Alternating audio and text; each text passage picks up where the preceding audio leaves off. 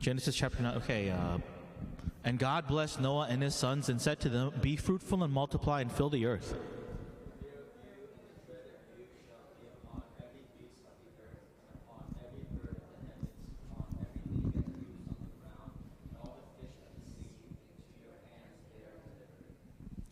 Every moving thing that lives shall be food for you, and as I gave you the green plants, I give you everything.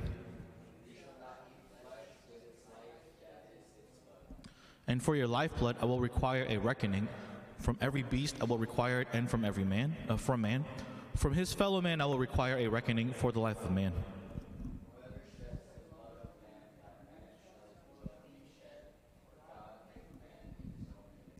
And you be fruitful and multiply, increase greatly on the earth, and multiply in it. Amen.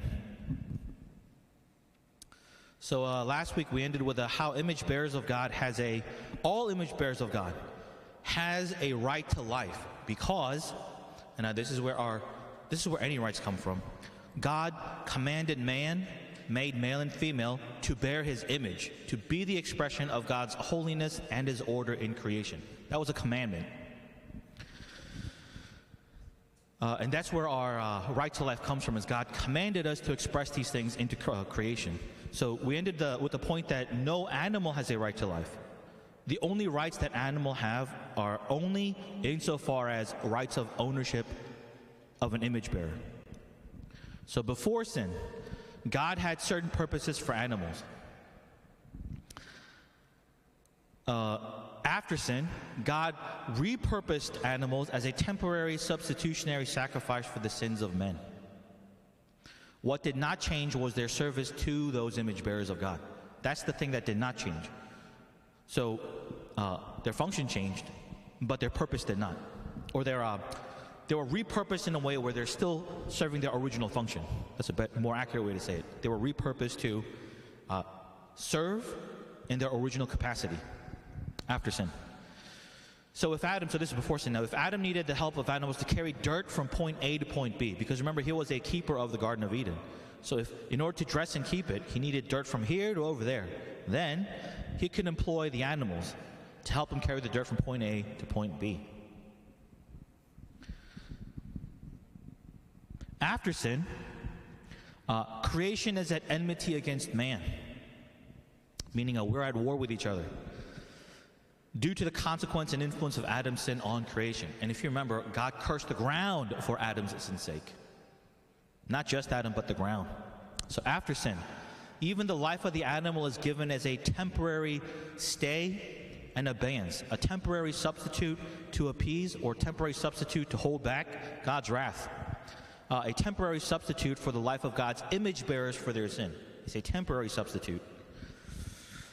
It's temporary because the value of animal life cannot amount in any way to the value of man. Because man is made in God's image, having both a body and a soul that reflects God in a very particular and special way, while animals only have a body and an animating spirit, neither of which reflect God in any way, neither of which reflect God's image in any way. So an animal does reflect God's glory, but not in the way that an image bearer does. And this is a very important point that I need to stress again. So I'm going to emphasize here again. Animals do not reflect God as image bearers in any way. Zero. And the reason why this has to be said is that some people equate God's image with intelligence, or some sort of emotional capacity, or some sort of pragmatic good that the animal is capable of. So some people think this way. And unfortunately, some Christians think this way. But I want to state here emphatically, without any wiggle room, the worst human being that is still made in God's image is worth more than the best animal that's not made in God's image in any way, shape, or form. So here's an example I like to use to drive this point home. There's a dog named Orion that holds the Guinness World Record for the most human lives saved in 24 hours. The dog's name is Orion.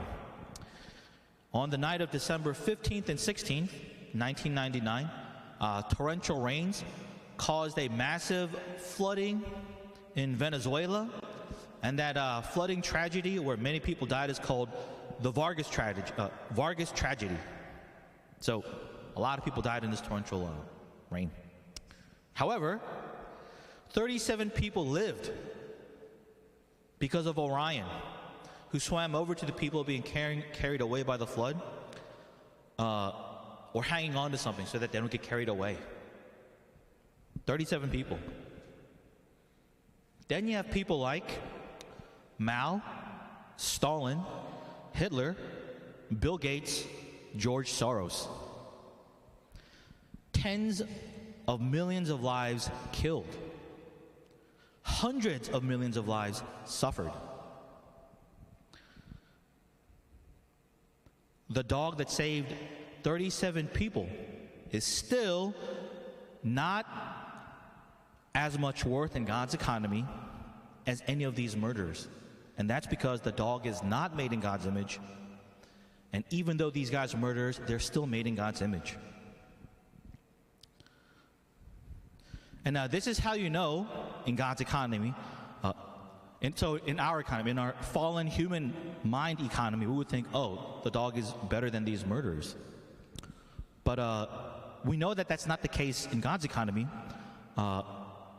because all we have to do is ask the question, would God send his son Jesus Christ to die for the sins of one dog? It feels vulgar to even say it in that way. But God would send his only begotten son to die for one sinner. If we look at Luke chapter 15 verse 7. Luke chapter 15 verse 7. Just so, I tell you, there will be more joy in heaven over one sinner who repents than over 99 righteous person who needs no repentance. Right? So in the mind of God, even one sinner repenting is cause for joy. And there's other, we can't get into it now, but there's other Old Testament texts where it shows us, even for the sake of one sinner, God will save that entire, you could say like the village or the town or whatever. But we'll get to that later. Again, God would never send his only begotten son to die for one dog. And it feels vulgar to even say that out loud. And yet, it has to be said because we live in a time where we substitute our own values as if they were God's values. That's the kind of time we live in. Animals only have, quote, rights insofar as they belong to an image bearer of God, meaning ownership, meaning rights according to property. Animals were always meant to serve the image bearers of God in their duty toward God. And after sin, animals were still meant to serve image bearers of God. And animals will always be meant to serve the image bearers of God. That's their entire purpose in life, is to serve the image bearers toward their duty toward God. So if we look at Genesis chapter 9, verse 2. Genesis chapter 9, verse 2.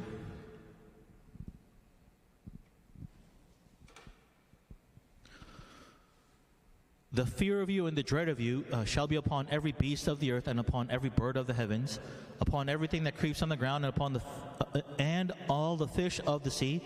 Into your hand they are delivered.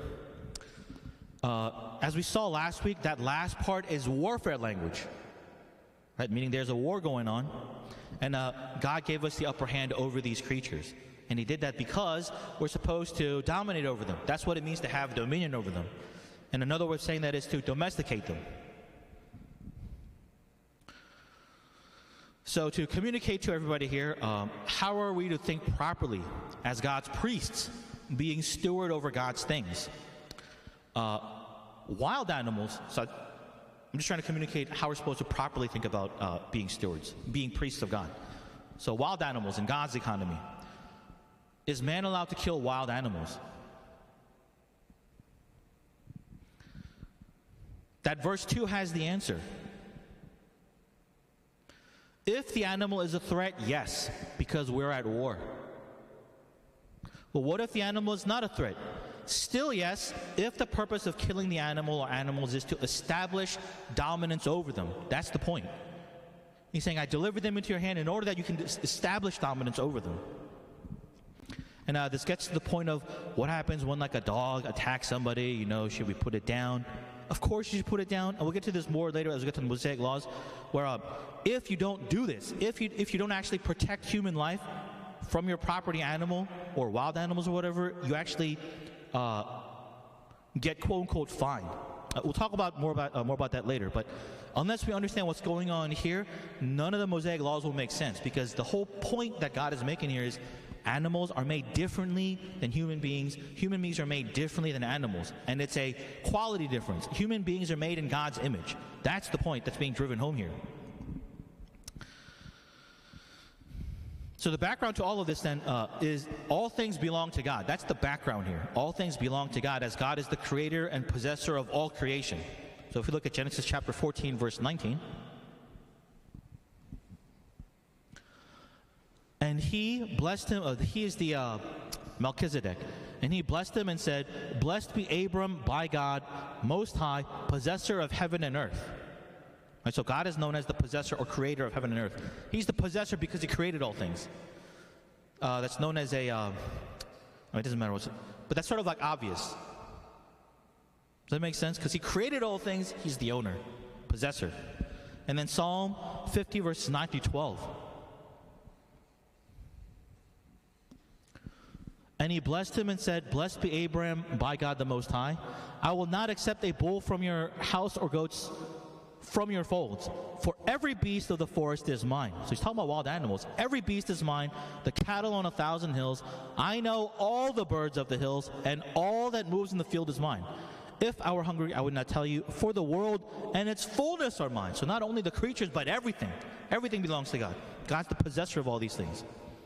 So all these things belong to God, and in God's wisdom, God gave his sons, his priests, to be stewards over his things, his holy things.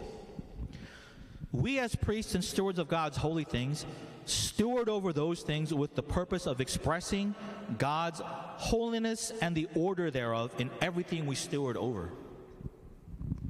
And I'm trying to be as emphatic as possible here. We're talking about everything. So later on, we're going to see the Apostle Paul say, "Whether you eat or drink, do it for the glory of God."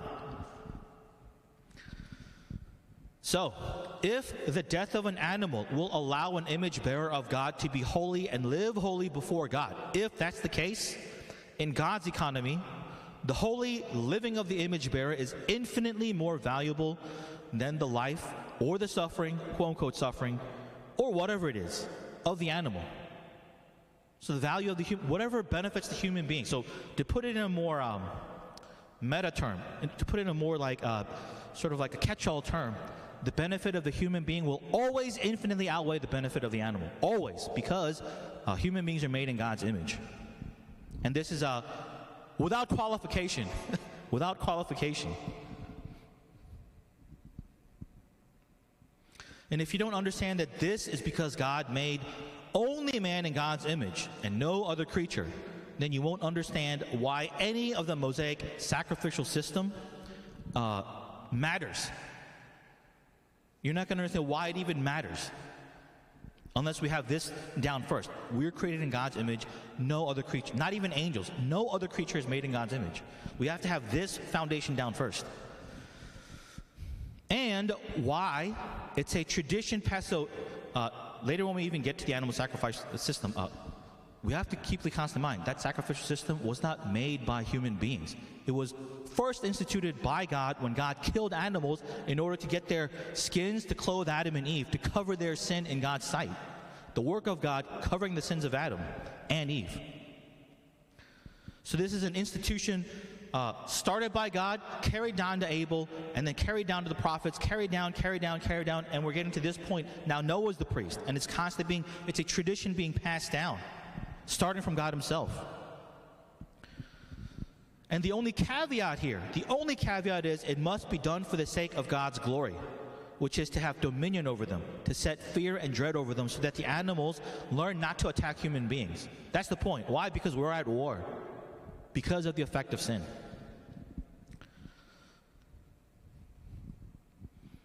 So, just to press this point a little bit further so we know how crazy of a world we live in.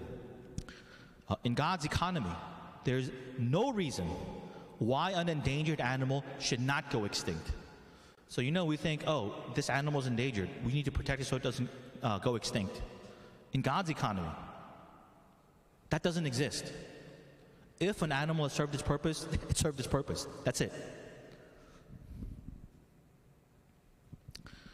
When given a choice between the benefit of the animal against the benefit of a human being, as Christians, this is how to properly think about God and the stewardship that we have over His things. When given the choice between the benefit of the animal against the benefit of a human being, as Christians, we always have to choose the benefit of the human being over animals, even if they're endangered. Even if they're endangered. So some of you might be thinking, Pastor Tom, why are we going on and on about image bearers' rights and non-rights for animals and this, that, and the other thing about rights in humans? Because we're drowning in stupid things in this day and age. Stupid things. We're drowning in it. Because even as we claim to be Christians, so there's people who claim to be Christians, we think like pagans, even though we claim that we believe in the Lord Jesus Christ.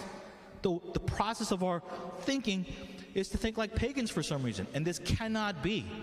You can't have both fresh and salt water in the same space. It's just not possible. And I'm beating away at this one point because it's the easiest point to see in what I want to show you here, which is today's how our verses are structured here.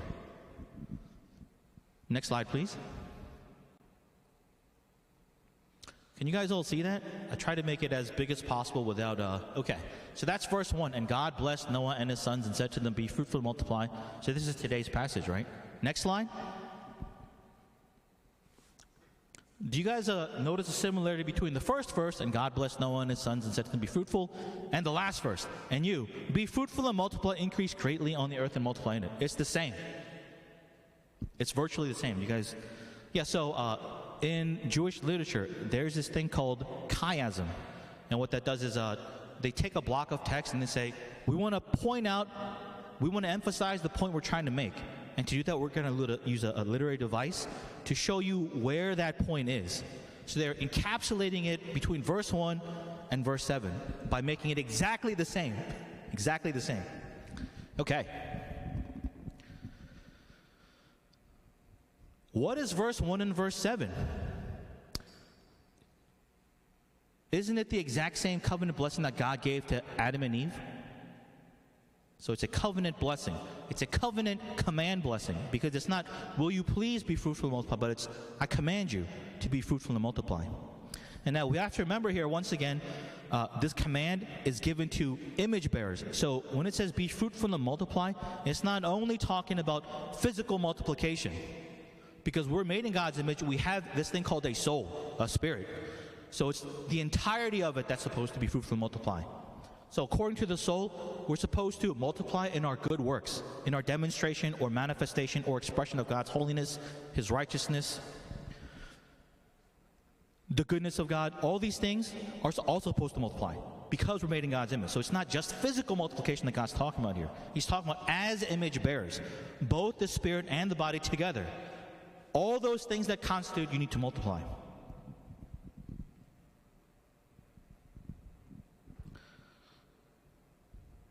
So there's at least 5 points of entry. And the reason why I kept on going about the first point about the animals' rights is because that's the easiest point of entry. At least in our modern era, that's the easiest point of entry to see what's going on here. There's at least 5 points of entry. And I want to show you that one at a time. And what I want you guys to understand is because these things encapsulate everything, God is going to use warfare language because anything that transgress against God's holiness as priests of God is supposed to be warfared against. That's the point. If there's the holiness of God and something's ready to transgress that or defile that holiness of God, as priests, as keepers of God's holy vessels, we're supposed to have warfare against that. And this part is, and like I said, this is just a crash course or like a sort of introductory thing about the mind of God. Unless we understand that, we won't understand why God surrounds His tabernacle with the Levites first and then the tribes of Israel. And the whole point of it, and why the holiest of holies is at like the center of that tabernacle, is because the holy things of God. So in other words, God's trying to teach us what it means to be holy. It's something that God is displaying His character with, and anything that tries to defile that, anything that tries to rebel against that, anything that tries to nullify that, is to be warfared against if you're a son of God. Small case S. So, next line. So we colored that red just to show you guys it's parallel. And then, what do you notice here? The fear of you and the dread of you, which is the verse we read today, right? So that's to have dominion over all creatures, and it's warfare language according to like the last part of that verse, right? Whoever sheds the blood of man, by man shall his blood be shed, for God made man in His own image. That's a parallel because you have another warfare language here. It's saying, if you harm unto death an image of God, that person has also to be killed by man. So it's weird because, I mean, not weird, but there's a parallel here. It's a mirror reflection. The top, God gives responsibility to image bearers to attack animals. Here, God gives image bearers to attack the murderer. Does that make sense? And remember, we're talking about God's covenant blessing here. So this is something that God is commanding. So He's saying you have to have this kind of warfare mind in these things. Next slide. So we just move that over a little bit just to show that it's coming, so that the writer at least, they're trying to get to a point, to seeing this is the main point, and this is how they're trying to get to it is they build a structure. So the next point then, right? Every moving thing that lives shall be food for you, and as I gave you the green plants, I give you everything. That's a parallel verse to what came here in the other direction. For your lifeblood will I require a reckoning. Reckoning means like accountability. From every beast I will require it, and from man, from his fellow man I will require an accountability for the life of man. Okay.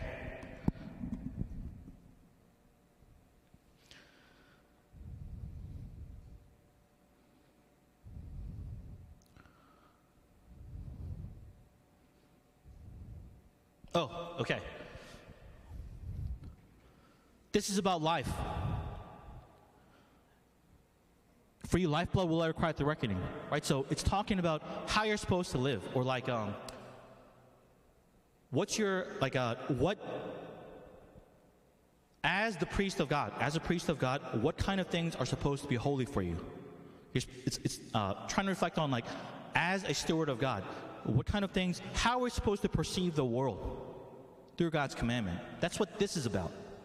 Because we already talked about warfare here, so it's trying to get like, well, how are you supposed to think about these things? That's a parallel verse from upstairs. Every moving thing shall be food for you. And this is how we're supposed to think about the creatures. They're not meant to be something that's like equal to us. They're supposed to be food for us. And we'll talk about this later. Even when the Israelites are ready to attack and go into the land of Canaan, the specific words that Cain and Caleb used was, "They're food for us." Right? It's warfare language. And the idea is, how are we supposed to think about that? Is the point here. And this is parallel. It's a mirror reflection of what's going on here. So if this is about how we're supposed to act, this is about how we're supposed to think about these things. Does that make sense? So then you go, well, what's the basis for that thought? So what's the crux of that then? You have to have something to start from so you can think about something in order that you can have actions, in order that you can then say, okay, this is the will of God. Does that make sense? So then you come to the crux of the point. Next line. Oh, you can't see that, but you guys can't see that, right? Right, okay. But you shall not eat flesh with its life. This is also moved in. You shall not eat flesh with its life, that is the blood. That's a negative commandment. You shall not eat. Where did we hear a you shall not eat commandment before? Adam and Eve said, you shall not eat this fruit. So the writer of this person is saying, this isn't just coming out of nowhere. This is related to what happened with Adam and Eve is the point. Whatever God's intention was for Adam and Eve was, whatever that intention was, God has the same intention except now it's after sin. So he has to change a few things, right? He has to repurpose a few things, but the intent is the same as the point. Next slide. Oh, I changed. Okay, good. So you get this is called a chiasm.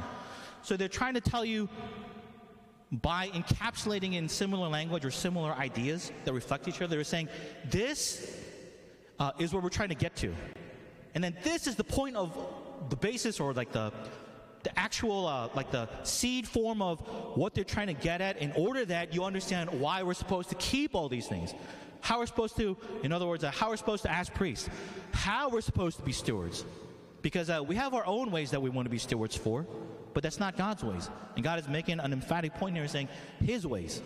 How do we know that? Be fruitful and multiply is a commandment from God, and it's encapsulated in there. Is all this making sense? Because I know sometimes I get excited and I go too deep into like what we're talking about. But what I want you to see is, so there's actually 5 things in here, at least 5, that God is saying this is how, as a priest of God, you live according to God's will. And He's saying you need to have, so this is the way we need to think about all these things in order that we can think properly about how God created all things.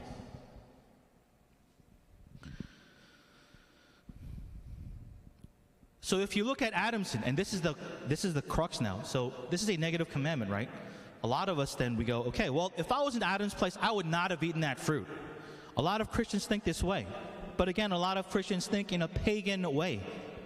So what ends up happening is we say things like, oh, if I was Adam, I would never eat that fruit, is what we tend to say. We think of ourselves, I would never do that.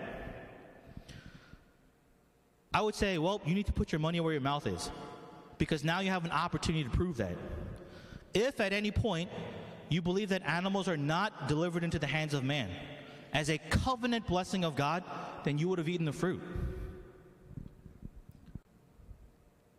And anyone who tries to prevent you or to take this covenant blessing away from you by making laws to protect, quote-unquote, endangered species, and any such laws, or to give animals benefits over the benefit of the people, and they are defiling God's covenant blessing, and they would have also eaten that fruit. That's the point. Even though it's Christians making these laws, they're the same ones that would have eaten Adam's fruit, because they don't understand how to properly think about God's creation. Because they don't properly understand we're made in God's image and nothing else is. So there's our own involvement, but there's also people trying to prevent other people from accomplishing this thing here, this covenant blessing of God. Same with the next point. So we already talked about the first point, not enough, but again, it's going to come back up again when we talk about Abraham, and then when we talk about Isaac and Jacob, and then again when we talk about the Israelites from Exodus all the way to Deuteronomy. So for the next point, so it's same with the next point. So this following point, every moving thing that lives shall be meat for you. You see that verse over there? So we've looked at verse 2. Every moving thing that lives shall be food for you. And as I gave you the green plants, I give you everything. So we don't have enough time, today to go through it, but so do you guys know, we mentioned this before, eating is a ritual, because eating is a expression of faith. Eating is a ritual. Just as every expression of faith is a ritual, eating is a ritual. And if it's a ritual, what faith is eating supposed to express? Right? Because if eating is a ritual, what does eating herbs and plants, which was the original commandment, express? What does that express? And then what does this express when God says, now every living thing is food for you? What does that express by eating that meat? Well, what does eating, so we want to take it one step at a time. What does the original commandment towards Adam and Eve, what does that express in terms of faith? In other words, by eating the seeds and plants, and no animals, nothing else, only seeds and plants, what faith does that express by eating that? Well, it expresses that they, the image bearer, by eating only seeds and plants, they're expressing that by every word from God's mouth is how they actually live. That's the point of it. Because God said, you shall only eat these things. So by eating only these things, they're confessing to God and to the rest of the world, to other image bearers. We live by the word of God alone, by every word that comes out of the mouth. So yes, this is food for us, but only because God said so. Does that make sense? That's what eating herbs expressed. So if you remember, God also commanded the animals to eat only seeds and plants. What does that express? Well, that expresses that Adam and Eve, according to God's covenant commandment blessing, have accomplished their mission, which is to domesticate or have dominion over all animals. How? By them following that dietary law. Does that make sense?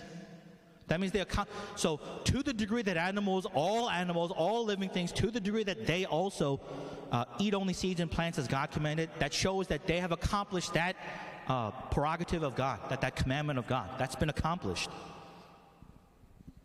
So again, if there was such an animal that ate something else other than that, they had to kill it off. Otherwise, the holiness of God would be breached upon. So before Noah's time, that was eating herbs and plants, like seeds and plants. But in Noah's time, we suddenly have this commandment that says, by every moving thing is food for us. And this is where we now get to our question from last week, which is, are we allowed to eat dogs?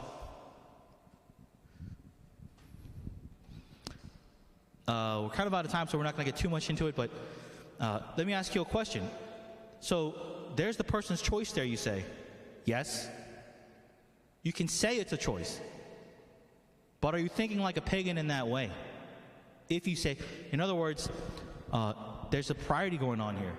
It's, are you trying to think according to God's covenant blessing, God's covenant commandment? Are you trying to think in those terms? Or is the choice a higher priority than that? That's the question. And it's not just our modern era. It's every era that question is asked. Who's in charge? Who's, quote unquote, the God that you worship? Who is that? That's one part of it. The other part of it is, what do you do with, and of course, I'm not saying we gotta stop paying taxes. I'm not saying we gotta start eating dogs and start eating monkeys. I'm not saying that. What I'm saying is, the fact that there's effort to drive us away from this, the fact that there's effort to drive away from this, means that there's satanic work at hand. Like Satan is actually trying to cause us to rebel against this, is the point that I want to make. According to this, yes, eating dogs is okay. Eating cows is okay. Squid is okay, according to this. It's all okay. In fact, and we'll get more into this next week. By eating, now you're confessing to God, I'm only eating what you commanded me. So it's by every word of your mouth that I'm eating these things. That's what you're confessing when you eat meat. And the fact that animals have to die for us to eat meat, because it specifically says, now we'll talk about this later, you shall not eat flesh with its life, right? That fact, so now there's something new introduced. Before, it was only plants because, technically plants can't die, technically speaking, biblically technically speaking, but animals can die. So for us to eat meat, it's a reminder to us, it's our sin, right? It's our sin that brings death. That's what eating animals is supposed to remind us of. That's the ritual of eating meat. And we're supposed to be reminded of this. And like I said, we'll get to this next week. When we take the communion and we take the bread and the cup, what are we being reminded of as a confession of faith? It's the same logic here. Because everything we eat and drink is a ritual. And again, now you understand why Paul says, whether you eat, whether you drink, do all things for the glory of God. It goes all the way back to Adam and Eve and Noah. Any questions?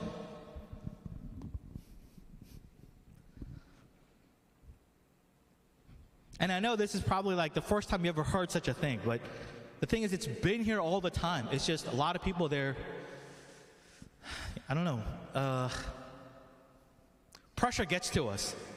As pastors, pressure gets to us to conform to a certain way, and it's difficult to just lay it all out and then just be like, well, here's what the Bible says, and then here's how we can try to get back to that standard, And if we receive flack for it, our attitude should be, well, so be it, so be it. If we get flack, okay, No questions? Okay. In that case, let's take offering and hymnal and then benediction.